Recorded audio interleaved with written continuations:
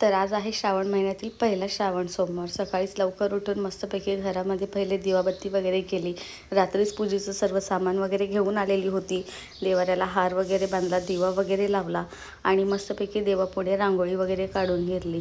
देवपूजा वगैरे होत आली आणि पूर्ण घरामध्ये मग थोडंसं धूप होती, ती धूप सर्व घरामध्ये पेटून असं सर्व घरामध्ये फिरवली। आणि मग नंतर आम्हाला आज जायचं होतं मंदिरामध्ये, खारबावच्या शिव मंदिरामध्ये आम्ही जाणार होतो। तर राम आणि मी निघालो मंदिरात जाण्यासाठी। तर बाहेरचं वातावरण तुम्ही बघा, किती सुंदर असं वातावरण पण होतं।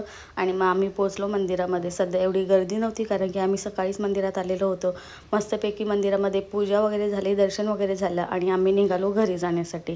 तर आम्हाला रस्त्याला कावड यात्रासुद्धा दिसलेली होती आणि मग आम्ही पोचलो घरी। घरी येऊन बघते तर पहिलेच मी सर्व पीठ वगैरे मळून ठेवलेलं होतं, कारण की माझा एकटीचा तर उपवास होता आणि रामचा एकट्यासाठीच मला स्वयंपाक बनवायचा होता।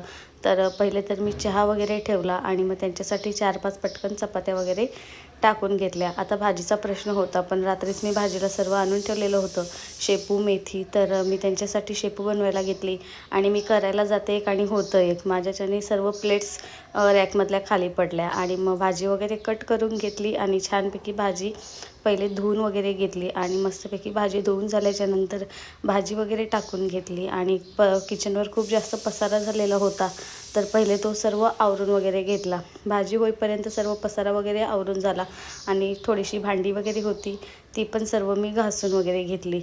तर आजचा दिवस तर खूप छान गेला होता।